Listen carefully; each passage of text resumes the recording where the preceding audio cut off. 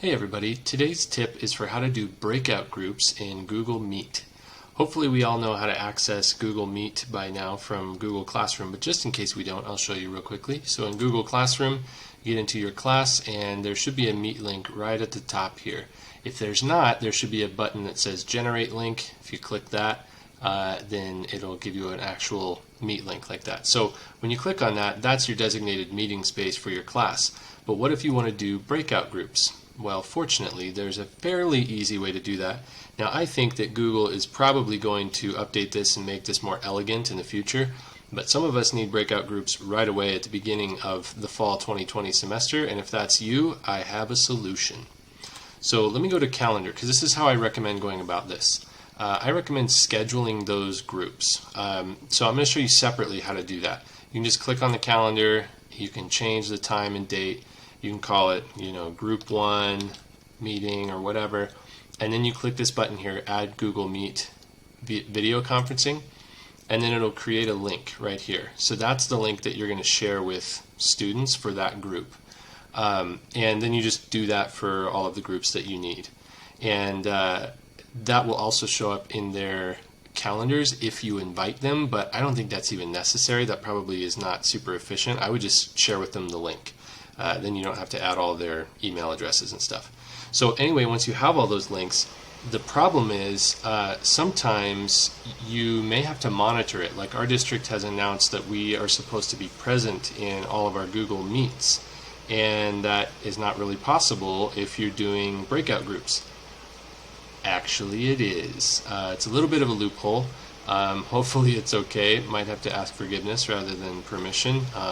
Hopefully I don't get in trouble for sharing this, but especially if you have if you can do split screen, or if you have multiple monitors set up, you can actually be able to see all of your groups at the same time. So you open all your groups, and you'll notice up here at the top I have, I'm going to close this, I have 3 meets going on at the same time. How is that possible? You can be in 3 meets all at once, but there are a couple of things you have to do. First of all, you're going to have to mute your microphone on all but one, probably. I mean, I guess you could talk to all of them at the same time if you're trying to give them an announcement, or they've run out of time and you're saying, okay, let's head back to the main meeting or whatever. But generally speaking, you want all of them muted, and except for at least one. And that's super easy. So you just go down here and click turn on microphone or turn off microphone if you're trying to mute yourself, or Control D. So that's easy. But the trickier part is, how do you make sure you're not hearing all of the groups at the same time? That's also pretty easy, but it's a trick that a lot of people don't know about. So you can just right click on the tab and say Mute Site. That will locally mute this one tab, which will keep you from hearing all of the groups at the same time. So then you mute all of the tabs except for the group you're trying to listen to, and then you can kind of listen in strategically at in one group or the other.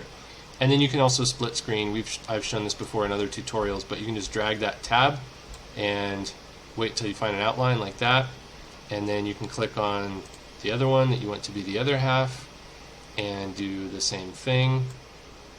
And then, there we go. And then you have these side by side. So these are actually, you can tell by the meeting IDs up here, these are different Google Meets. I'm the only one in both of them, so that's a little sad. But you could do this with breakout groups, and then you would have different meetings going on in both of these tabs. And as long as you're muted in at least one, and you have at least one of those tabs muted, then you're not hearing both at the same time, but you can at least see both. You can monitor the chat, you can easily go back and forth. And if you have 2 monitors set up, which I recommend for remote teaching, especially if you're going to use this feature, you can do the same thing on your second monitor and split the screen on both of those. So you can really have 4 groups that you can see actively at the same time. If you have more than 4 groups, you can just have multiple tabs going and kind of go back and forth. And you can't technically see them all at the same time, but I mean, that's the reality in the classroom too, right? Even when we have groups, we can't actually be listening to all of them at the same time. So hopefully that doesn't cause problems. Anyway, that's really all there is to it. Just mute it or unmute it from the tab like I showed you before. Right click on it, unmute site, right click to mute again, and that way you can manage who you're listening to all at one time. All right, good luck and have a great day.